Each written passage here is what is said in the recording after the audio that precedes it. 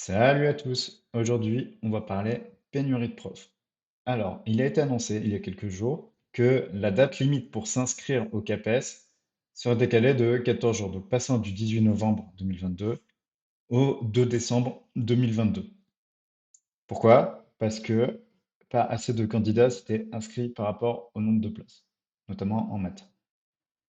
Et donc, c'est la solution actuelle trouvée par le gouvernement pour se dire, ah, il y a peut-être des candidats qui ont oublié de postuler, on va laisser 15 jours de plus, ça va tout changer et résoudre notre problème. Bien évidemment, ça va pas le résoudre. Donc cette vidéo, c'est pour discuter avec vous et puis j'attends vos réactions en commentaire sur comment on pourrait contrer ce problème actuel. Le problème étant que actuellement, il y a plus de gens qui quittent le métier de prof, donc soit parce qu'ils partent en retraite et c'est naturel, soit parce qu'ils démissionnent. Je vois de plus en plus de gens qui étaient profs et qui démissionnent. Et des candidats qui sont en plus de moins en moins nombreux chaque année. Donc, le premier truc que je propose, je pense qu'il va être évident à tous, c'est augmenter les salaires. Pourquoi augmenter les salaires et seulement en maths? Parce que en maths, il y a de nombreux débouchés actuellement, donc tout ce qui est data, data scientist, data analyst et data quelque chose, en statistique de manière générale, en finance depuis de nombreuses années. Mais donc, il y a tout un ensemble de métiers dans lesquels les gens qui font des maths peuvent partir et ça fait partie des métiers les mieux payés. Donc, forcément, à part avoir une passion folle à vouloir faire prof et être sûr de ne pas avoir de problème d'argent, les gens vont choisir un métier plus rémunérateur. Donc, augmenter les salaires pour les profs de maths, c'est une première solution qui va augmenter son attractivité et remettre au niveau. Ensuite, il y a une deuxième chose, c'est on pourrait passer le fait de pouvoir passer le CAPES du M2 actuellement à la L3. Pourquoi? Parce que ben, justement, les métiers avec lesquels le fait de passer le CAPES, les gens sont en concurrence, ben, c'est des gens qui sortent de M2. Donc en permettant de passer ce concours-là plus tôt, il y a moins de tentations. En plus, euh, la plupart des personnes qui passent le CAPES vont surtout enseigner au collège et une partie aussi au lycée.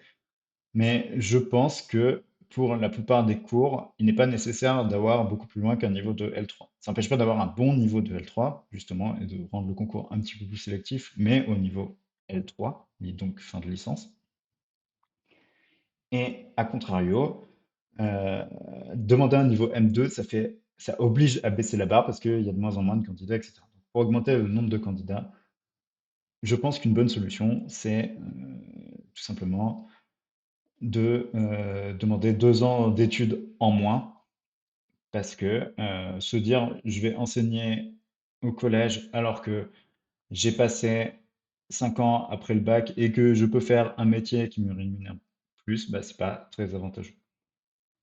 Et ensuite, la troisième solution, euh, j'ai pas de stats là-dessus, mais je pense que la plupart, non pas la plupart, je pense que beaucoup d'ingénieurs actuellement, je pense que une partie des ingénieurs aimerait bien devenir prof.